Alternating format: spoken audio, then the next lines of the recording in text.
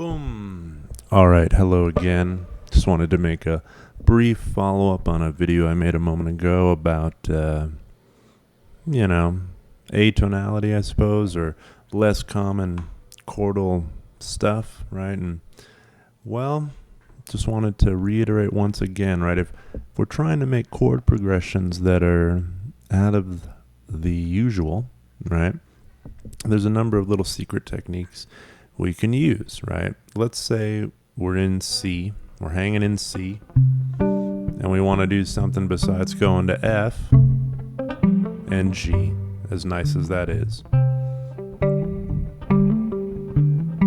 4 chord, 5.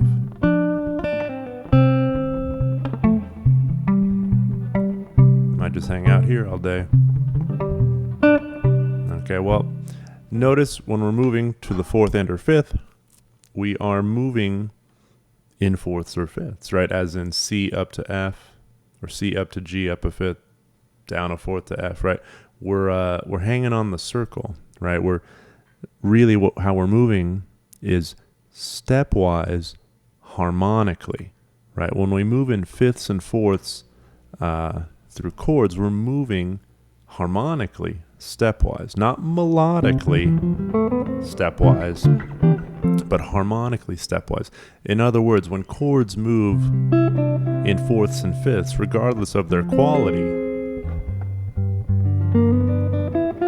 it's very stabilizing, orienting. We understand that sound. It's easy to hear that sound. It's structural. Whereas if, say, we move in minor seconds,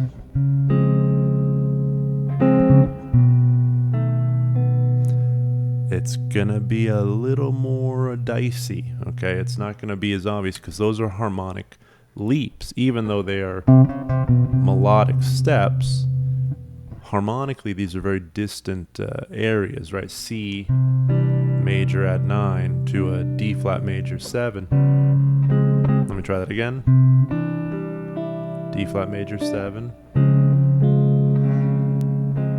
to the flat 2 chord, as we could say, right? It's going to be a little richer. So essentially, I want you to think about, what other options are there? We could move in seconds, we can move in flat 3s, we can move in 3s, right? We can move in augmented 4ths or the tritone, right?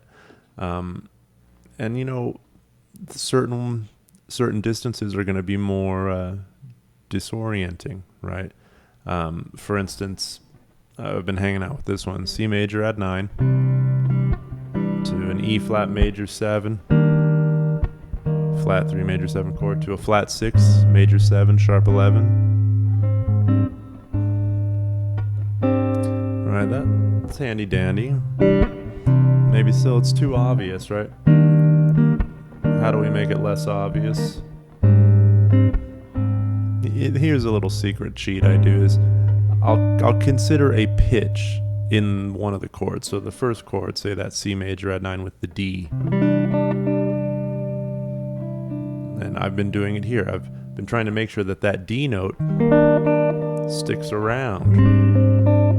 And I can keep that almost as an anchor to help me explore more far out sounds.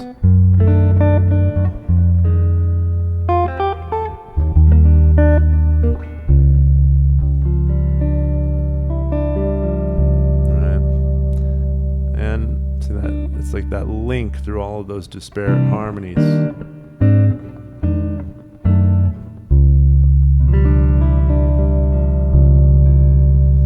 And go on back or no? Right. Another move you can think about is moving in major thirds, right? So for instance, some sort of C chord to some sort of E chord, a half diminished chord, to some sort of A flat or G sharp chord.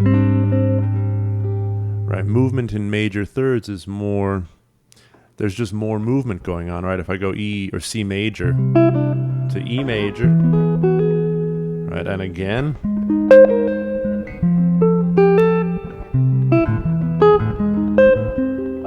Notice that there's more we're shifting a lot more weight than moving in fourths. Okay, and of course if you add some novel tones to the chord, it can get a bit more enriched. Another thing to consider, is taking a sequence like what we did, this E flat major 7, A flat major 7 of some kind, and moving that around in sequences, as in taking a progression or a series of chords and moving that around. So this 1 flat 3 flat 6, then doing that up a minor third. To me, this is a bit of a little bit of a cheat code, right? It's then doing it from D natural,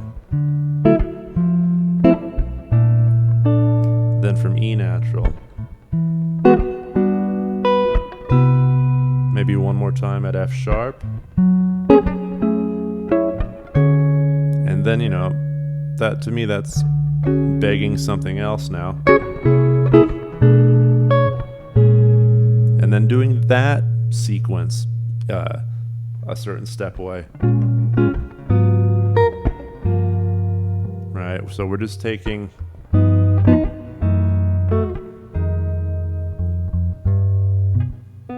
and back to the C. Taking a progression and moving that around in different ways, right? I took the same progression and did it off C, did it off D, did it off E, did it off F sharp, and then I got tired of it and I said, okay, let me do something else, right? Hope this is making some sort of sense.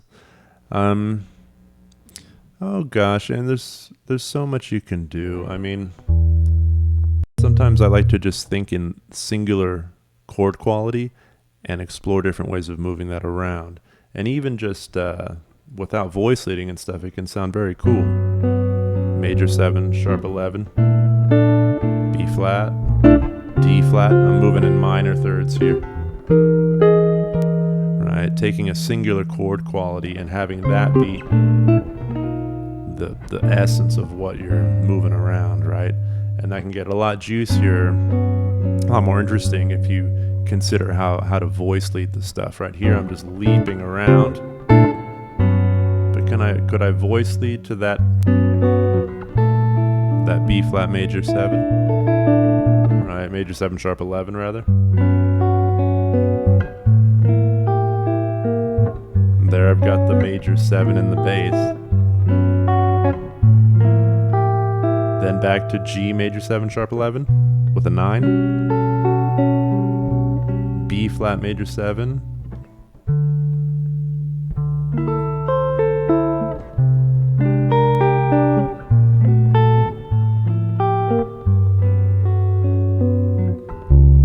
someone's ringing the doorbell here.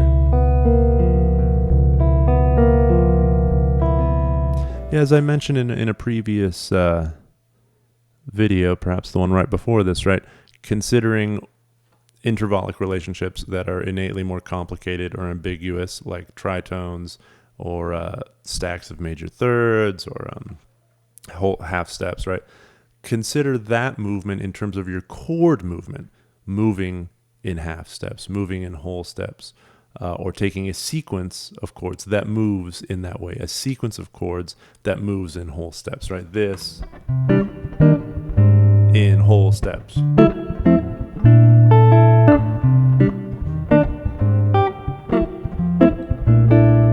And once you've moved it in so many ways, change it up.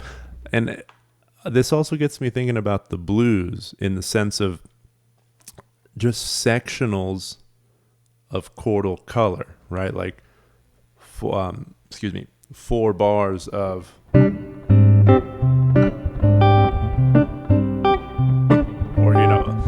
not necessarily, it could be 4 bars, but a section. It's a different section.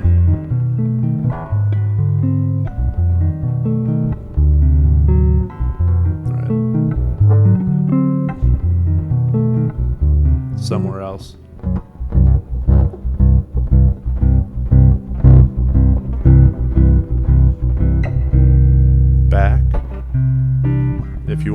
we don't always have to go back. These are all major chords. Taking that, moving it up.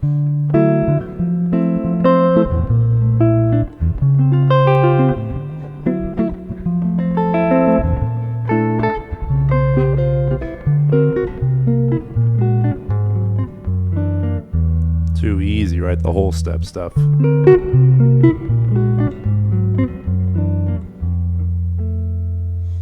Is this making some sense? You know, there's one person out there who probably knows that I'm talking to them or I'm addressing their particular questions in a comment.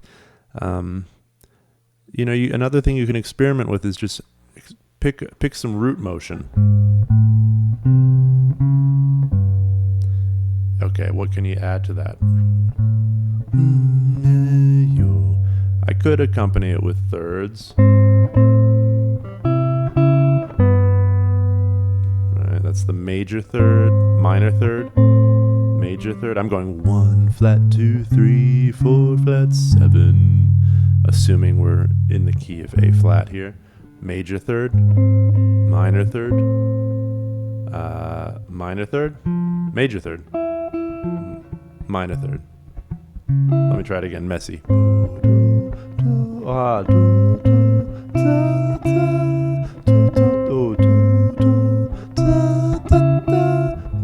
Damn, man. There it is.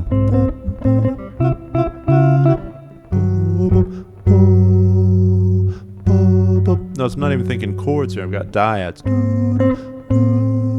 And of course, the minor third or major third is very defining, right? So you may want, as you mentioned, mystery man or mystery woman, mystery whomever you may be, you may want to avoid thirds in general because they're rich and they're very orientating, right? They give us a sense of chord quality and even a sense of diatonicism, right? So of course we can just avoid thirds altogether to get us a little more ambiguous. Like, well, seconds are cool. They float. Flat second to the flat 7. See, because I'm keeping that pitch. To the 6. Flat or 2 of the 1 chord. Flat 6 of the flat 2 chord. Flat 7 of the 3. 6 of the 4. And of course this is diatonic, right? That's 1 flat. Well, diatonic to what, right? Diatonic to a cool mode with a flat 2 in it. Okay. Let me see if I can add a bit more. We've got the 9. I'll add the major 7. All I'll do is change the root note. Dissonant.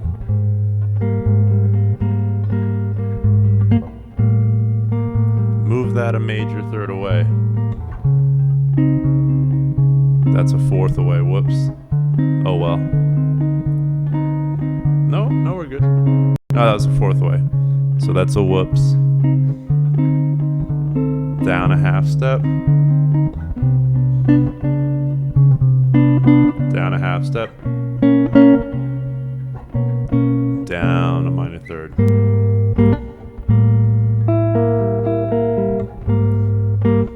And you know, in terms of harmonic movement, I don't know if nothing is wrong unless there's something you're specifically trying to do, right? If you're specifically trying to do something, obviously you can do it wrong, right? But if you're taking some guesses and some just some leaps and some risks, that's great too. And when you find things that you like, you should jot down whatever is going on, whatever you need to jot down to help you have an understanding of what has taken place, right? Now, speaking with a broad brush, though, I just want you to consider when dealing with chord progressions, when you move in 4ths and 5ths, regardless of the chord quality, it's innately structural because of the root motion, right? Root motion that moves in 4ths and 5ths is tremendously structural. It makes sense to our ears, right? It gives us a very building blocky, right? Hence the blues, right? Hence 1-4-1-5, hence Bach, right? Okay. So if you're trying to escape the gravity of, those chord progressions which have shaped our ears for centuries, try moving in the not most orienting manner, which is going to be in, minor thirds or major thirds and seconds, right? Seconds and thirds, right? Which is what? The mirror of sixes and sevens, okay? Okay, well, I don't want to just ramble endlessly. It's been 15 minutes. I hope that's making some sense. And, I could pitch you on my program, but you're not going to show up, are you? You're going to show up and study? That's the thing, Typically, I was talking to a student about this. Typically, most guitar players, they just want to play something, right? They want to play a tune, or they want to play a song they've heard on the radio, play something for their girlfriend, play something for their family, friends, church, whatever. It's a rarer musician who wants to genuinely study, right? Genuinely learn this thing. And if that is you should give me a call. We should talk about it. And if that's not you, that's cool too, right? I'm glad you're here. But I am seeking more students, and I'm seeking someone or someones who not only want to have a more genuine understanding of music broadly and the fretboard in particular, but students who want to be able to use that understanding to create music that's meaningful to them, right? And to be able to play music that's meaningful to them, and not only play it, but understand it. I can't tell you what a joy it is to learn a Bach piece and to have an insight into what he's thinking and the reasons for the harmonic movement and what that harmonic movement does. It's a very satisfying thing.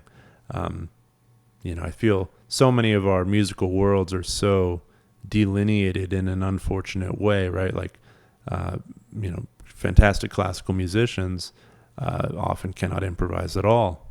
And then great improvisers may snobbishly look at any sort of notated music and say, well, lame, right? But, the greatest classical composers were brilliant improvisers, right? And somehow that disappeared as things got more institutionalized.